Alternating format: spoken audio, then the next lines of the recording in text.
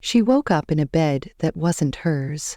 The room smelled of lavender and leather, soft sheets tangled around her limbs. Her mouth was dry, her body strangely warm, pulsing with a heat that didn't feel natural. Her heart pounded. Her breath came short and shallow, and the air felt thick, almost unreal. Emily blinked at the ceiling, the golden chandelier above her swaying slightly, or maybe it was just her vision. She tried to sit up, but her body felt heavy, every movement slow, disconnected, like her mind had not yet caught up to her limbs. Her skin tingled with every brush of fabric, unfamiliar, sensitive. Her thoughts blurred as if the world had melted into a strange dream she couldn't wake up from. Then the door opened, and a man rolled into the room in a sleek, silent wheelchair, dressed in a crisp black shirt, his presence calm and composed. Older than her by maybe 10 years, with a strong jaw, piercing blue eyes, and hair too perfectly neat to belong to someone ordinary. But his eyes didn't look at her with concern or pity. They were cold, guarded, like someone who had seen too much and believed too little. "You're awake," he said, his voice deep and even, not surprised, not soft, just a statement, firm and unbothered. And Emily tried to focus on him, her lips trembling, unsure if this was help or danger. "Where am I?" she asked, her voice hoarse, her throat burning. But the man didn't answer right away. He wheeled forward, stopping near the bed, just far enough to give her space but close enough to control the moment. "You were at the Calloway Foundation Gala last night. Someone drugged your drink. I stopped it before anything worse happened," he said, and her breath hitched, her chest tightened. Her mind flashed back to last night, her friend's insistence that she come to the party, that it was a good place to meet important people, just one drink. She remembered the music, the laughter, the dizziness, then the floor moving under her feet, then black. "You brought me here," she said, unsure whether to be grateful or afraid. "I had to," he replied. "The others wanted to call an ambulance, but you were whispering my name. Apparently you read about me somewhere." Emily's cheeks flushed, her mind racing.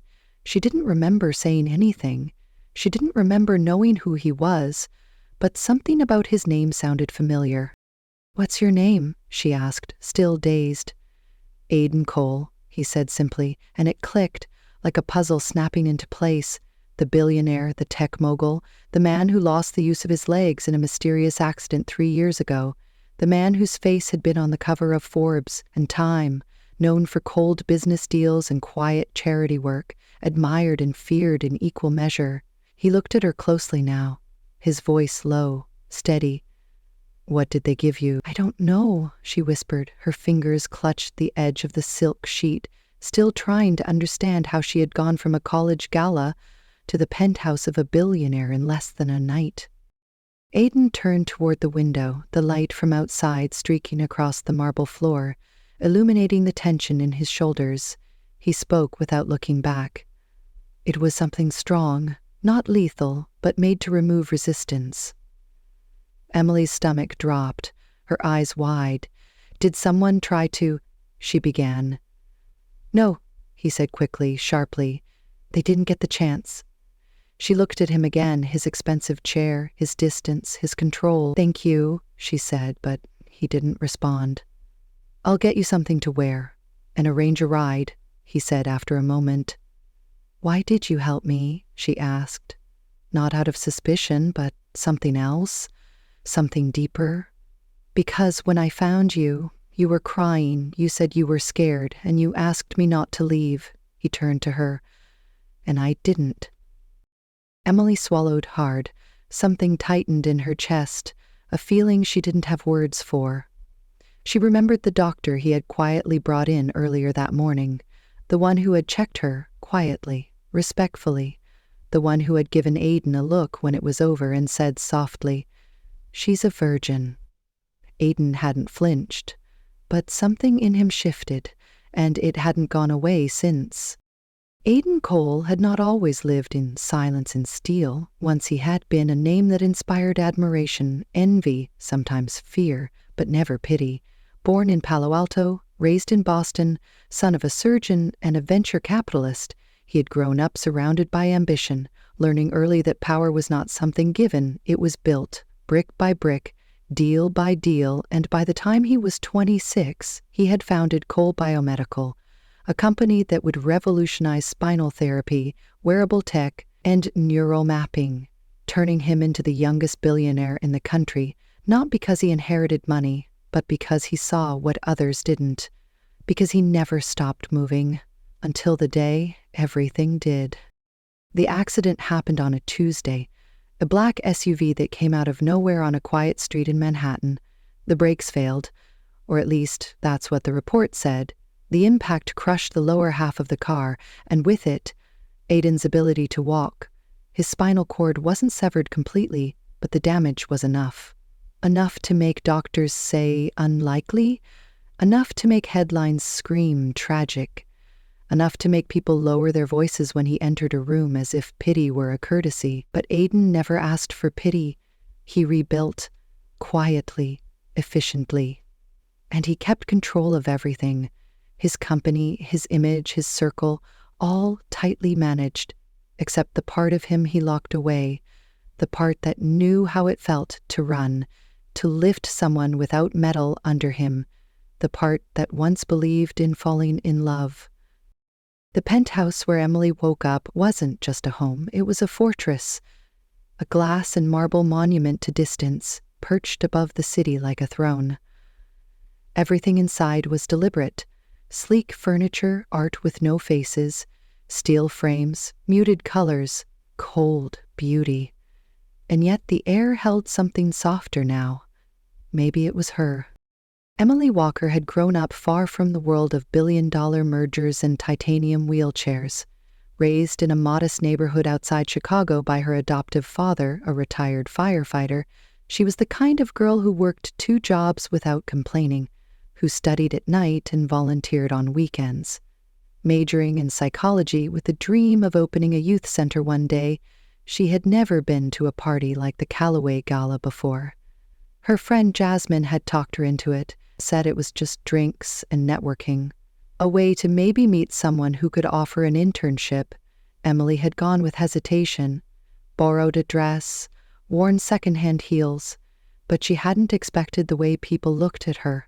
As if kindness was weakness, as if purity was prey. She didn't remember much from the party, just fragments, the swirl of champagne, the glint of cufflinks, a man's laugh too close to her ear, the sudden weight in her limbs, the loss of control, then darkness, and now this. A stranger who had saved her but looked at her like she was a puzzle he didn't want to solve. Aiden didn't usually intervene. Not in people's lives, not in situations that weren't his to control. But something about that night had pulled at him, the way she had slumped near the hallway, barely conscious, mumbling words no one else paid attention to. The way her hands trembled when he carried her, the fact that she had said his name before ever meeting him. It wasn't fate. He didn't believe in that, but it was something. And it made him angry. Not at her, but at the world, at how vulnerable goodness still was, even in the middle of chandeliers and string quartets. He hadn't planned on keeping her there for the night, but when the private doctor arrived and did the blood work, when the results confirmed what he already suspected, when the doctor looked at him with that quiet understanding, he knew this wasn't just another careless victim of a society that played too hard. This girl was untouched, unbroken, and someone had tried to change that. Aiden didn't know why it mattered so much, but it did. He checked the footage, reviewed the guest list, called his head of security, found out who poured her drink, who invited her, and why. Every name was now on a list, and every person would answer for what almost happened. He told no one what the doctor had said, not even her. He kept it in the silence between them, in the way he handed her the folded clothes the next morning, in the way he didn't ask questions he already knew answers to. Emily noticed the way his hands never shook, the way he moved through his space like it bent around him, the way he never let anyone too close, not even the staff. She wondered how someone could have so much and still look like they carried a weight no one else could see. She didn't know why he chose to help her, and when she asked again, his answer was simple. Too simple. Because you asked me not to leave. The following days unfolded like something neither of them could name. Not quite comfort and not yet connection. Aiden kept his distance, or at least he told himself he did, but he still found himself asking his assistant to reschedule meetings so he could remain at home. He told himself it was for security, that the girl was still in danger, that there were names on his list he hadn't confronted yet, but the truth was simpler and harder. He couldn't stop thinking about her. Emily spent most of her time in the guest room, a space too perfect to feel real, with pale blue walls and furniture that looked untouched. But she didn't feel like a guest, not really. She helped the housekeeper without being asked, folded sheets that weren't hers, watered flowers that weren't wilting. And when Aiden wheeled into the room during one of those quiet afternoons, she smiled at him, not because she had to, but because she meant it, and that was something he hadn't seen in years. It started with small things, conversations at breakfast, long silences broken by questions neither of them expected, like where did you grow up, or what made you start your company, or why psychology? And with each answer came something deeper, a piece of self, offered and accepted, unwrapped slowly like a fragile memory. Aiden told her about his first invention, a prototype he had built from broken toys at 12, a neural stimulator that earned him a local science award, and she told him about reading psychology books in the library alone after school because talking to people scared her, but understanding them gave her courage. Their rhythms didn't match, but somehow they danced. Emily moved through the world with warmth and soft energy, while Aiden watched everything with calculating precision. Yet when she laughed, he listened, and when he frowned, she noticed, and that was how it began. Not with grand gestures, but with glances held too long, with hands brushing in passing, with her forgetting for a moment that he was in a wheelchair, and him forgetting for a moment that he was supposed to be untouchable. One evening, after a quiet dinner where the city lights flickered behind the glass like stars trying to reach them, Aiden offered her something unexpected. A job. Not a formal role with a title and contract, but a position he created just for her. Personal project coordinator, assisting him with the new community program he was building, aimed at supporting mental health for youth, a role that didn't exist until he imagined her in it, and when she accepted, she didn't realize he had just made space for her in his life, not just his business. Working together changed everything. Proximity bred familiarity, and familiarity exposed tension. There were days she challenged him, questioned decisions, pushed back with compassion and conviction, and those days he respected her more than anyone in the boardroom. But there were also moments that were harder to name. Like when she adjusted the collar of his shirt before a video call, her fingers warm against his skin, or when he reached for her wrist to stop her from leaving a room and forgot to let go right away. One night it rained, thick, heavy drops against the tall windows, the sound filling the space between them as they sat in the study reviewing documents. The power flickered and went out, and in the dim emergency light, Aiden saw her differently, not just as a girl he saved, not even as a woman he admired, but as someone who had become part of him without asking.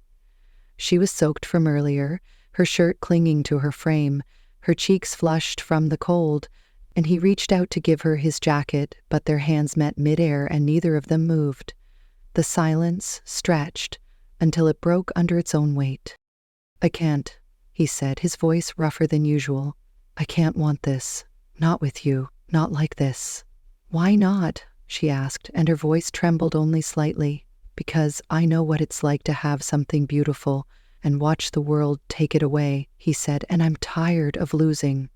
She didn't respond with words. Instead, she leaned forward, slowly, as if giving him time to pull back, but he didn't. Their foreheads touched, breath mingled, and for a moment the rest of the world dissolved. But the kiss didn't come. Not then, not yet, because something sharp rang through the air, a phone vibrating violently on the table, a message blinking red.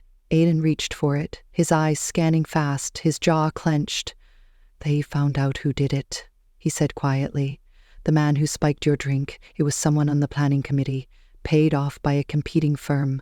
They wanted leverage against me. You were never supposed to be there." Emily's hands trembled, Not from fear, but fury. So I was just in the way. You were never just anything, Aiden said, his tone low, almost fierce. They used you to get to me, and I let it happen. But it wasn't your fault, she said, her voice firm. You saved me. I should have seen it coming, he replied. I used to be able to read people. Now I only read numbers. Their closeness shifted after that night. Something had been admitted between them, not declared but undeniable, and it changed the air. He looked at her longer, softer, and she smiled less, like a guest, and more like someone who belonged. But not everyone approved. When the press found out about Emily, headlines bloomed like wildfire: the billionaire and the nobody, scandal or sympathy. Opinion pieces speculated everything. Was she a nurse, a mistress, a social climber? And though Aiden didn't speak to the media, didn't feed the fire, he made one thing clear to his board: if anyone touched her, they would be done. But protection wasn't love, and safety wasn't peace. The pressure mounted as they tried to keep their growing bond professional, and every day it felt more impossible. The board began to ask questions. Rumors began to circulate about favoritism, conflict of interest, and Emily began to doubt her place, not in the apartment, but in his world. One afternoon, she packed a small bag, planning to leave quietly, to give him back the quiet he once valued. But Aiden found her at the elevator, his eyes dark with a storm she had never seen before. You're not leaving, he said. Not like this. I don't belong here, she said. People are talking, your work is suffering. I can't be another weakness in your armor. You're not my weakness, he said, his voice almost a whisper. You're the only reason I still believe there's something good left in me. Her breath caught, and he moved closer, his chair inches from her knees, his hand reaching for hers. You don't have to love me, he said, but please don't leave before I show you why I never stopped hoping you would. And just like that, she stayed, not because it was easy, but because it was true, and from that moment on, neither of them pretended anymore. The days that followed were quieter, but heavy, not with silence, but with the weight of things left unsaid. Aiden and Emily worked side by side, but the line between professional and personal had dissolved, not in dramatic gestures, but in subtle shifts. The way he waited for her to enter a room before starting a meeting, the way she noticed when his hands clenched a little tighter during difficult calls, the way they learned each other's rhythms without needing to speak them out loud. Still, something restless stirred beneath the surface, something unsolved, like a door slightly ajar in a dark hallway. Emily had always known her past was fragmented. Her birth parents were a mystery. Her adoptive father had told her what little he knew, that she had been found abandoned outside a clinic as a baby, with no note and no explanation, taken in through the system and eventually adopted by a man who never made her feel like she was anything less than his. But still the empty space had always been there, a part of her she had learned to live with, until now. It started with a conversation, one she wasn't meant to hear, a phone call between Aiden and his lawyer, quiet voices behind a half-closed door, a name she had never heard but somehow recognized, Robert Langston. In a file, an old file, sealed and hidden for decades, it mentioned her, her birthday, her real name before adoption, and a scandal that had rocked one of the city's most powerful families, a baby taken to protect her from a blood feud over inheritance. Emily's name wasn't on the front page, but it was buried inside, connected to a story no one had ever told her. She confronted Aiden that night, not with anger but with confusion. Why do you have files about me? Who is Robert Langston, and why was I found near a hospital funded by your family's foundation? He didn't answer immediately, his eyes searching hers, like he was trying to measure how much truth she could handle. And then he spoke, carefully, slowly, as if afraid the words themselves might break her. Robert Langston was my godfather, he said. He ran the Langston Trust, one of the founding partners in Cole Biomedical. 22 years ago, his daughter vanished. During a custody battle, she was pregnant. No one ever found her or the baby. I didn't know the full story until recently. When your name started showing up in old records connected to the Foundation's outreach database, your DNA matched someone on file. That someone was her. Emily's breath caught. So, you think I'm the baby? I don't think I know, he said, and handed her a document, a printed result from a private lab, her DNA compared to the missing woman's parents, a 99.9% match. Emily Walker wasn't just a girl who survived a drug cocktail at a gala. She was the missing heiress of one of the city's oldest fortunes, a truth buried to protect her from a war she never asked to be part of. She didn't cry, not at first, just stared at the paper like it might turn into something else if she looked hard enough. Then slowly the questions came. Not about money or power, but about identity. Who was her mother? Why was she abandoned? And who knew the truth all these years? Aidan answered what he could, but most of it was still a puzzle. Pieces that had been kept apart for 2 decades. And now she was at the center. Her presence in Aidan's life had never been a coincidence. Not entirely. It was fate threaded through chaos, but it also meant something darker. Someone had known who she was. Someone had lured her to that gala for a reason. It wasn't just about revenge on Aidan. It was about drawing her out, revealing her connection to the Langston legacy, and claiming what they believed was theirs. The security breach at Cole Biomedical suddenly made more sense. Files had been copied, internal messages leaked. Someone had been trying to destabilize the company and Aidan's public image, all while pushing Emily into the spotlight. They didn't just want to hurt Aidan, they wanted to destroy him, using the one thing he wouldn't let go of. Emily blamed herself at first, not for being born, but for being found. For not knowing sooner, for bringing trouble into a world already full of battles. But Aidan stopped her with just one look. One sentence that didn't need explanation. You are never the problem. You're the reason I still have something to fight for.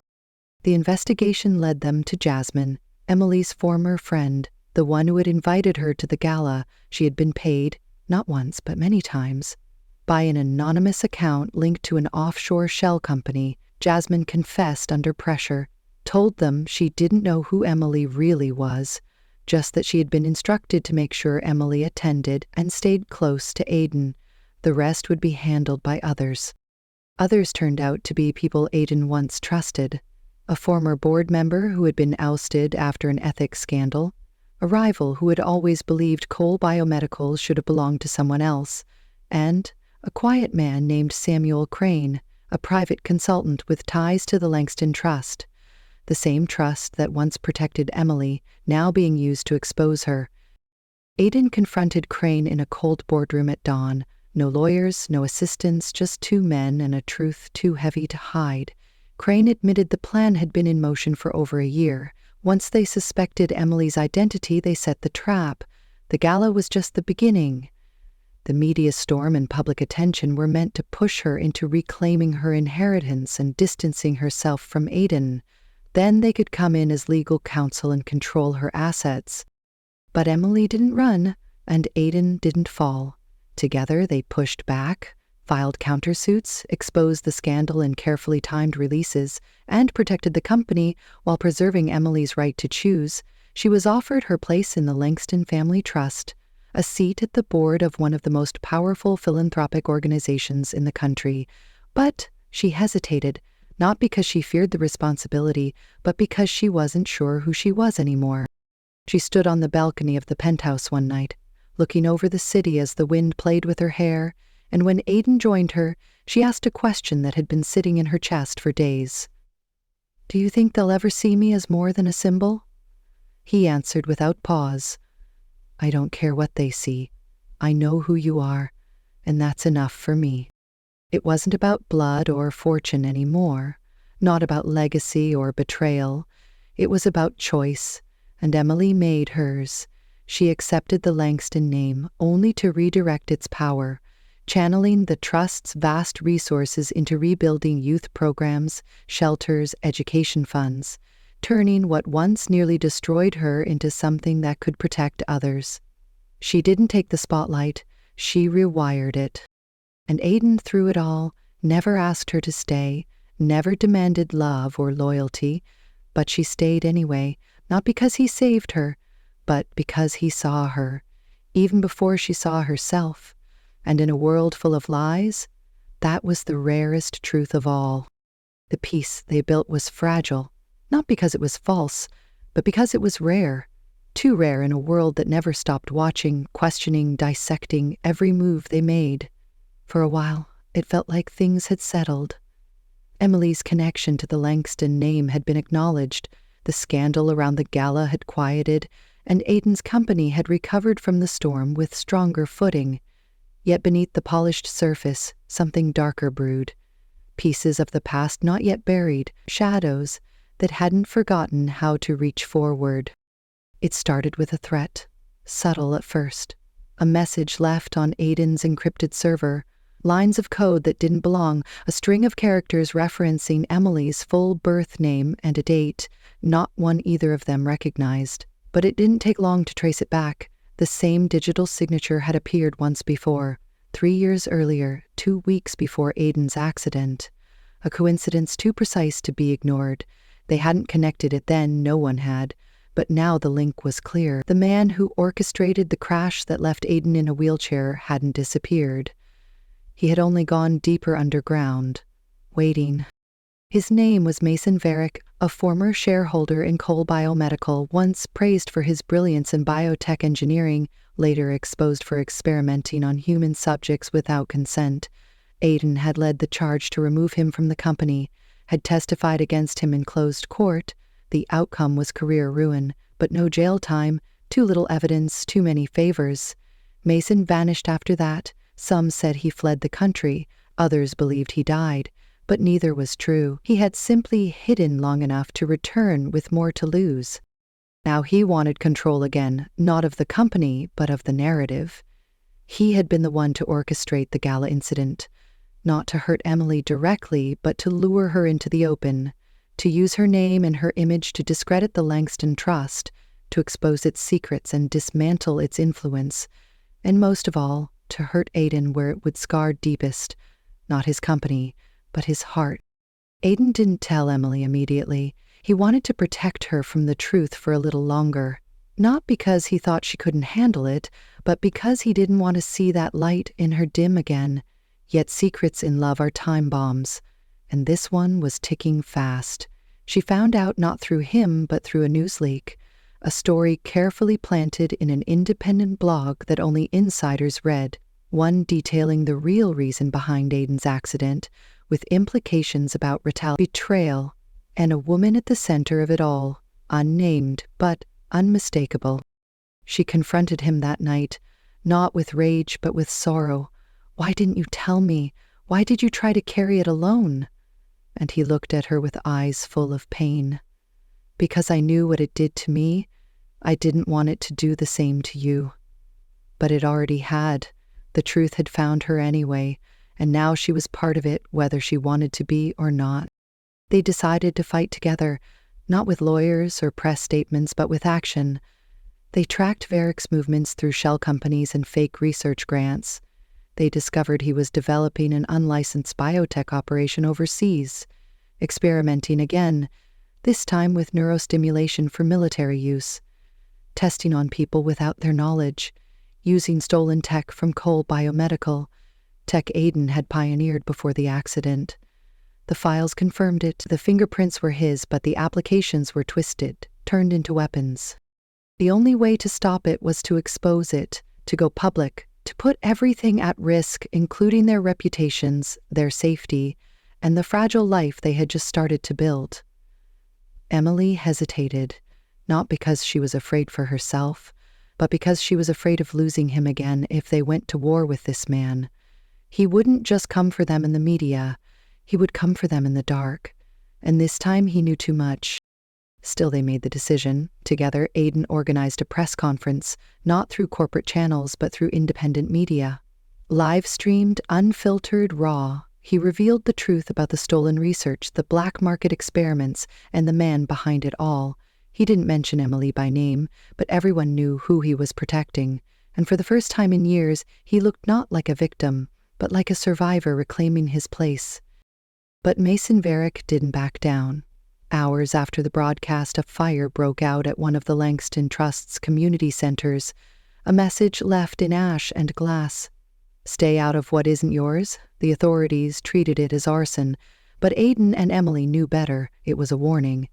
And it wasn't the last one. Soon after, their systems were hacked, private messages leaked, photos taken without consent appeared online. Speculations about Emily's parentage resurfaced, twisted into rumors of manipulation, suggesting she had seduced Aidan for power. The pressure became unbearable. Aidan's board began questioning his decisions again. Investors grew restless, and Emily received threats in her inbox every morning. Still, she didn't leave. Not even when Aidan begged her to disappear for her own safety. She refused, not because she was reckless, but because she had made her choice long ago. "I'd rather face danger with you than live safe without you." Then came the breaking point. A board meeting scheduled without Aidan's consent, a vote to remove him as CEO for mental instability and compromised judgment. They used his accident, his relationship, and the recent scandals as ammunition. The vote was stacked before it even began, and when Aidan walked into that boardroom flanked by his lawyers and Emily at his side, he knew this was not a fight for position. It was a fight for his name. He didn't argue, didn't plead. Instead, he presented the final piece of evidence. Documents leaked to him by a whistleblower inside Mason's operation. Proof of corporate sabotage, attempted murder, and illegal experimentation, linked directly to Varick and to one of the board members in the room. The silence that followed was thick. And when the truth landed, the vote flipped. Not only was Aidan reinstated with full authority, the implicated members were removed pending investigation, and for the first time in years, justice tilted in his favor. But even victory didn't erase the fear. Emily knew Varick wouldn't stop, not until he had nothing left to destroy, so she made a choice. Aidan didn't expect. She went to the press herself, told her story from the beginning, not as a victim, but as a voice. She spoke about what happened at the gala, what it meant to be silenced by power, and how love had given her the strength to speak. The video went viral within hours, not because she was famous, but because and in that moment the narrative shifted. She wasn't a scandal anymore, she was a survivor. When she returned to the penthouse that night, Aidan was waiting. He didn't say anything at first, just looked at her like he had never seen her before, like he was seeing something holy. And then he said quietly, "You saved me." And she smiled through the exhaustion. "You saved me first." The city didn't go quiet. The world didn't change overnight, but something had shifted. A line had been drawn, and they had stood on the right side of it, together. Time moved forward, but not all wounds healed with it. Sometimes it only taught people how to carry them better. Emily had become a symbol to many, a voice for those who had never been heard, and though her days were filled with meetings, public appearances, and program planning, the quiet moments with Aidan remained the only place where she still felt entirely herself. They rarely spoke about Varick anymore, at least not in public, but his shadow hadn't faded. And in the silence between headlines and handshakes, something unspoken lingered in Aidan's eyes, something distant, heavy, waiting. It began subtly, a missed call here, a forgotten file there. Aidan's hands sometimes trembled when he tried to hold a pen for too long. His focus drifted in meetings where once he commanded every word. Emily noticed first, of course she did, but when she asked if he was sleeping well or feeling all right, he brushed it off, told her it was stress, exhaustion, the price of being in the spotlight again. But she knew better. She had learned how to read him even when he was trying not to be read. The truth came one afternoon when Aidan collapsed during a presentation, his body slumped in the chair with no warning, his eyes unfocused, his lips moving without sound. Panic spread through the room, but Emily remained calm.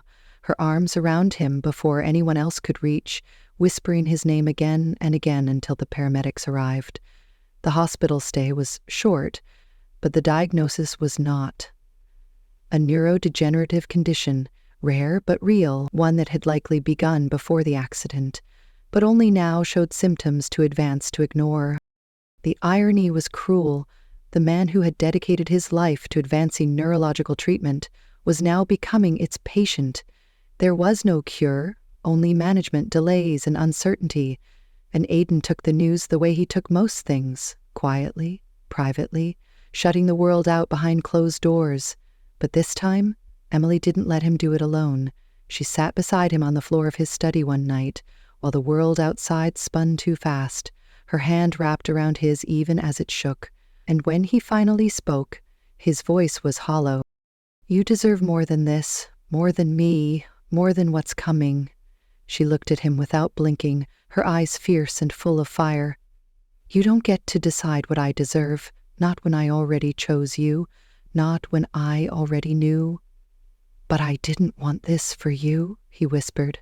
"I wanted to be the man who stood beside you, not the one you have to carry."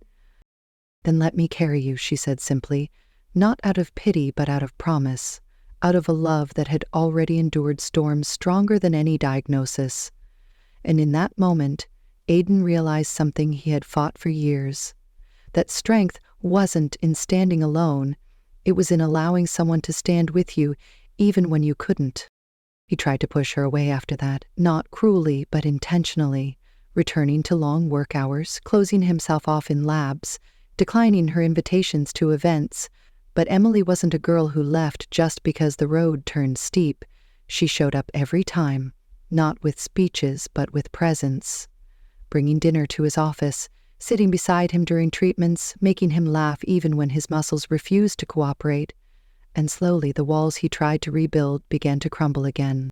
Then came the offer, an experimental trial overseas, high risk but with the potential to slow the disease dramatically. It was being run by a team Aidan had mentored years before, scientists who still respected him deeply. They invited him not as a patient but as a collaborator, someone who could help redesign the system from within.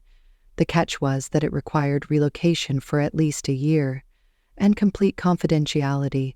Emily encouraged him to go, even offered to come with him, but Aidan hesitated, not because he didn't want her there, but because he was afraid of what a year might take from her. "You have your work, your people, you've built something real here," he told her one night as they sat watching the city lights blink like distant stars, and she looked at him with a calm that didn't shake. "Nothing I built matters if I lose you in the process." Still, he insisted, and in the end they reached a compromise. He would go first, settle in, monitor the treatment, and if things stabilized, she would follow. It wasn't a goodbye, just a pause, a test of space and time and hope. They spent their last week together quietly, away from headlines and cameras, walking through gardens, revisiting the places where their story had begun. No declarations, just presence, just hands held tightly like anchors. When the day came, Emily drove him to the airport herself. They didn't speak much in the car. The silence wasn't empty, it was full of memories, full of the weight of everything they'd shared. And when he looked at her before boarding, he said the words she never forgot. "If anything happens to me, I want you to remember, this isn't where our story ends." She kissed his forehead, then his lips, and smiled through the sting in her eyes. "It's not an ending, it's a plot twist." He left, and the days that followed stretched thin. Emily threw herself into work, doubled her outreach efforts, expanded her programs, but her nights were quiet, too quiet without him. They spoke when they could, but the time zones and confidentiality limits made communication scarce. Still, every time she looked at the stars, she whispered the same thing: "Come back to me." Then the letter came, handwritten, sealed in an envelope she recognized instantly. It arrived with a small package from Switzerland. Inside was a bracelet they had once seen in a street market and laughed about, a silly charm with a tiny engraved heart and a compass. The letter was brief but full of him, full of thoughts he couldn't say aloud, of love too big for the phone. It ended with one line. "No matter which way this goes, my heart will always find its way to you." Emily kept it close. Not just the bracelet, but the truth in that final sentence. And when months passed and the update slowed, she refused to panic, refused to let fear replace faith. And finally, one morning as spring returned to the city, he did too. He came back thinner but stronger, not cured but stable, not healed but fighting. And when she opened the door and saw him there, his chair by her porch, his smile soft and tired, she didn't cry. She just stepped forward and wrapped her arms around him like the rest of the world didn't exist. "I told you it wasn't the end," she whispered, and he laughed quietly. "You were always the plot twist I never saw coming." The city felt different now, not because its buildings had changed or its streets had grown quieter, but because something inside both of them had. Emily no longer walked like someone searching for answers, and Aiden no longer watched the world from behind his walls. They had weathered too many storms to keep pretending that love was something fragile, or that commitment could only survive in the absence of chaos. Instead, they built something unshakable, not from grand gestures or perfect plans, but from the decision to stay, to choose each other even when it was hard, especially when it was hard.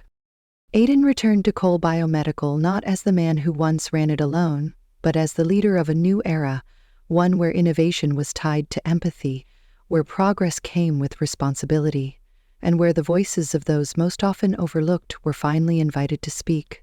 He didn't work the same hours or keep the same pace, but his presence carried more weight than ever because now it wasn't just about building something that changed the world. It was about leaving behind a legacy that honored the pain it took to get there. Emily continued her work with the Langston Trust, expanding outreach programs into rural communities, launching mental health clinics in underfunded neighborhoods, and creating scholarships for young women from backgrounds like hers. She used her name not as a shield but as a light, guiding others who had once felt lost in the dark the way she had. Her days were full and often exhausting, but they were rich with purpose, and every night she came home to the only place that ever felt like safety, a small apartment they shared just outside the city, quiet, sunlit, and filled with books, laughter, and the kind of peace that didn't need to be spoken to be understood. They didn't rush marriage or headlines or any of the milestones others expected. Instead, they let their story unfold on its own terms. One morning, over coffee with the window open and music playing in the background, Aiden reached into his pocket and handed her a ring. No speech, no spotlight, just a look that said he didn't need to ask because they both already knew. She didn't cry, she smiled, wide and full, and slipped it onto her finger without a word. It wasn't a beginning or an ending, just a continuation of everything they had already survived.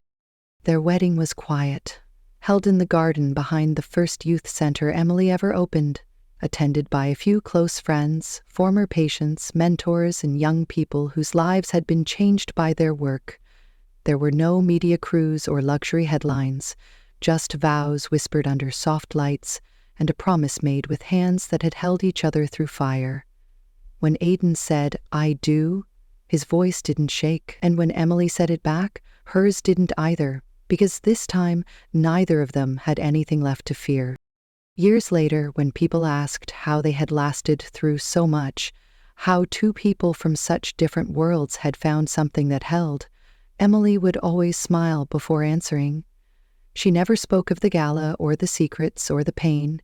She simply said, "Because we didn't fall in love with each other's stories, we fell in love with each other's scars and chose to stay anyway." Love isn't about finding someone perfect. It's about choosing someone real, over and over again, even when the world tries to pull you apart. Because sometimes the strongest kind of love is the one that grows, not in peace, but in persistence.